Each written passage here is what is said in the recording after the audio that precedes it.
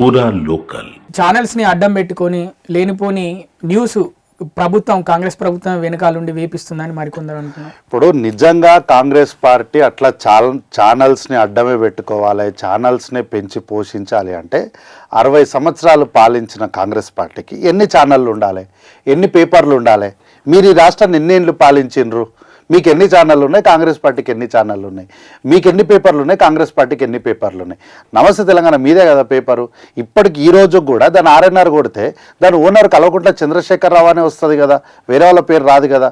అట్లాగే tea news కూడా మీదే కదా, దానికి రిజిస్ట్రేషన్స్ అన్నీ కూడా మీ పేరు పైనే ఉన్నాయి కదా. ఇంకేం కావాలి? అట్లానే కాంగ్రెస్ పార్టీ పైన, పార్టీ పేరు పైన కానీ, పార్టీ నాయకుల పైన కానీ ఎవరిపైన ఉందా? ఒక్క పేపర్ ఉంటే చెప్పండి. కాబట్టి ఏంటంటే ఛానల్స్ని అడ్డం పెట్టుకొని రాజకీయం చేయాల్సినటువంటి అవసరం కాంగ్రెస్ పార్టీకి లేదు.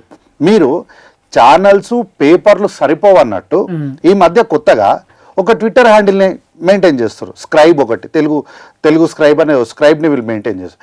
ఈ స్క్రైబ్ కింద దాదాపు 30 నుంచి 35 యూట్యూబ్ ఛానల్స్ ఉన్నాయి. ఈ యూట్యూబ్ ఛానల్స్ వీళ్ళందరికీ ఎవ్రీ మంత్ 5 లక్షల నుంచి 8 లక్షల వరకు subject correction every month payment ఇస్తున్నారు. అందులో ఒక యూట్యూబ్ ఛానల్కి ఇప్పటికే 5 కోట్ల రూపాయలకి సంబంధించినటువంటి ట్రాన్సాక్షన్ జరిగిపోయింది. కాబట్టి ఈరోజు మీరు ఇవన్నీ అడ్డం పెట్టుకొని కాంగ్రెస్ పార్టీ ఛానల్స్ని అడ్డం పెట్టుకొని పనిచేస్తుంది అనడము ఎంతవరకు సమంజసము? ఇప్పుడు నిన్నాక మొన్న నేను అంటే అవుట్ ఆఫ్ విషయం చెప్తాను. నేను నిన్నాక మొన్న స్వేచ్ఛ అని ఒక జర్నలిస్ట్ చనిపోయింది. ఎక్కడ పనిచేస్తుండే అమ్మాయి? మా దగ్గర పనిచేస్తుండేనా? మీ దగ్గరనే పనిచేస్తుండే కదా.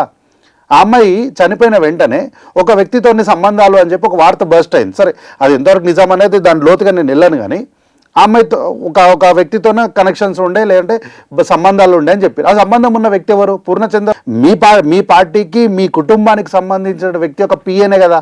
మా పిఏనా? మా పార్టీకి సంబంధించిన వ్యక్తియా?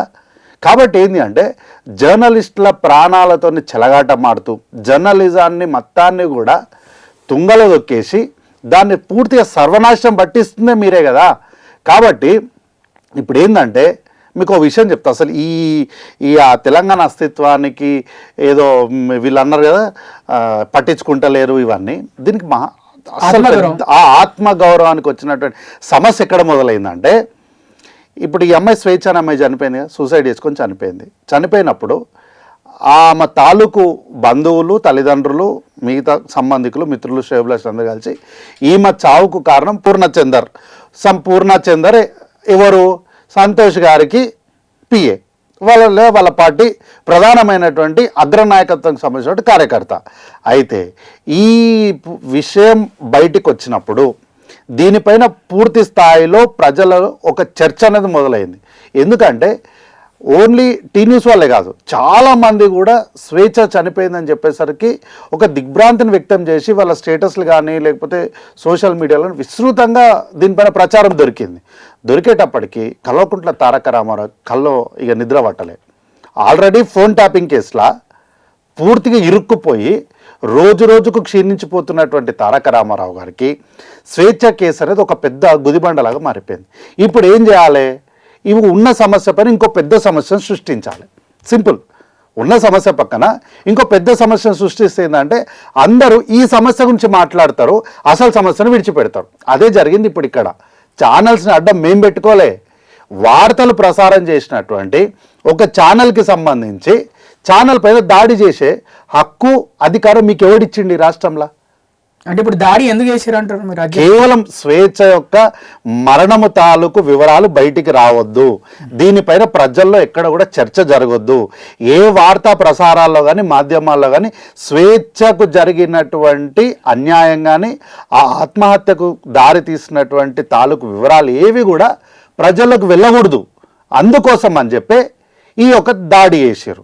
గతంలో కూడా ఏం దాడి అంటే ఇప్పుడు మహా న్యూస్ పైన దాడి చేశారు. ఇప్పుడు వీళ్ళు అక్కడ నుంచే కదా మాట్లాడేది. తమ్నైల్స్ పెట్టారా? తమ్నైల్స్ పెడితే ఏమైందబ్బా? వార్త ఏమన్నా ప్రసారం చేసిరా? అందులో ఉన్న వార్త ఏంది? ఇప్పుడు తమ్నైల్ పెట్టినంత మాత్రాన వార్త మారిపోతుందా లోపల? ఇప్పుడు నేను ఇది మాట్లాడుతున్నా, నేను ఏదో మాట అన్నదాన్ని కట్ చేసి దీని తమ్నైల్ అని 2 చుక్కలు పెట్టి వదిలేస్తారు. ఆ చుక్కలు ఏంటంటే మనం లోపలికి చూసుకోవాలి. కానీ తమ్నైల్ పెట్టినంత మాత్రం మీకు వచ్చినటువంటి నష్టం ఏముంది? అట్లా అంటే మీరు గతంలో ఉత్తమ్ కుమార్ రెడ్డి గారు కోవట్ అని తమ్నైల్స్ పెట్టలేదా? సంపత్ గారు సంచులు తీసుకున్నారు మా దగ్గర అని తమ్నేలు పెట్టలేదా? బట్టి విక్రమార్క గారు మాకు అమ్ముడు వైరు అని చెప్పి మీరు తమ్నేలు పెట్టలేదా? రేవంత్ రెడ్డి గారిని ఎన్ని తమ్నేల్స్ పెట్టలేదు మీరు? వారి భార్య మీద ఎన్ని తమ్నేల్స్ పెట్టలేదు మీరు? రేవంత్ రెడ్డి గారు వారిని ఊరికే చికాకు పెట్టించినప్పుడు తప్పుడు ఇంకా మీరు తమ్నేల్స్ గురించే మాట్లాడుతున్నారు. మేము వార్తల గురించి చెప్తున్నా. ఇట్లాంటి చెప్పినప్పుడు ఆయన ఒక ప్రెస్ని అడ్రస్ చేసుకుంటూ ఆయన మాట్లాడిన మాటలు ఏంటి? సరే బూతులే మాట్లాడినాడు, అన్పార్లమెంటరీ లాంగ్వేజ్ మాట్లాడినాడు. ఎవరి గురించి మాట్లాడినాడు? జర్నలిస్ట్ గురించి మాట్లాడినాడా? ఆ మీడియా యాజమాన్యం గురించి మాట్లాడినాడు. దానిపైన ఆ తాలూకు కేసులు పెట్టిండు ఆయన. న్యాయపరంగా చట్టపరంగా ఆయన ప్రజాస్వామ్యతంగా పోరాడిండు. కానీ దాడులు చేసే సంస్కృతి ఏంది తెలంగాణలో? మనం 60 ఏండ్లు ప్రాణాలు అర్పించినటువంటి తెలంగాణలో కూడా మన ప్రాణాలను వదులుకున్నాం. కానీ ఎవరి ఆస్తుల మీద దాడులు చేయలేదే మనం. ఎవరి ఆస్తుల మీద, వ్యక్తిగత ఆస్తుల మీద దాడులు చేయలే.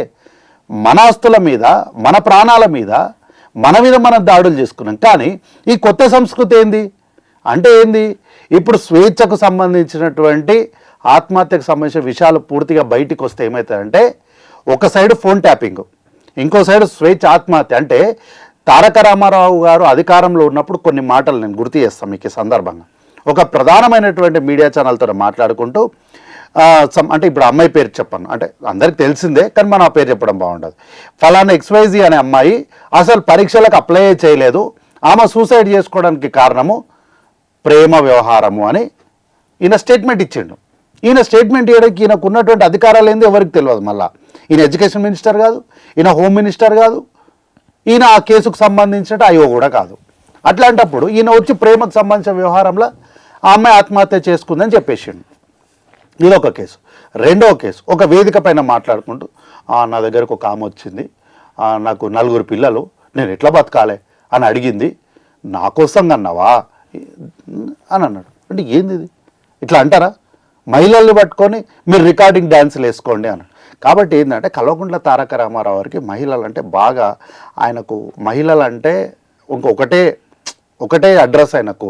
మహిళలు అంటే ఇందుకే, ఇంతకు తప్ప ఇంకేం లేదు వీళ్ళ దగ్గర అనే ఒక మైండ్ సెట్ ఉంది ఆయనకు. కాబట్టి ఏంటి అంటే ఈ విషయాలు బయటికి రావద్దు అని చెప్పి ఈరోజు ఏంటంటే తెలంగాణకి ఆత్మగౌరవానికి విఘాతం కలుగుతుంది, లేకపోతే ఇబ్బంది కలుగుతుంది, ఒక కొత్త నినాదాన్ని ఎత్తుకొని బయటకు వచ్చారు. అంతకు మించి ఇందులో పెద్దగా ఉన్నటువంటి విశేషం ఏం లేదు.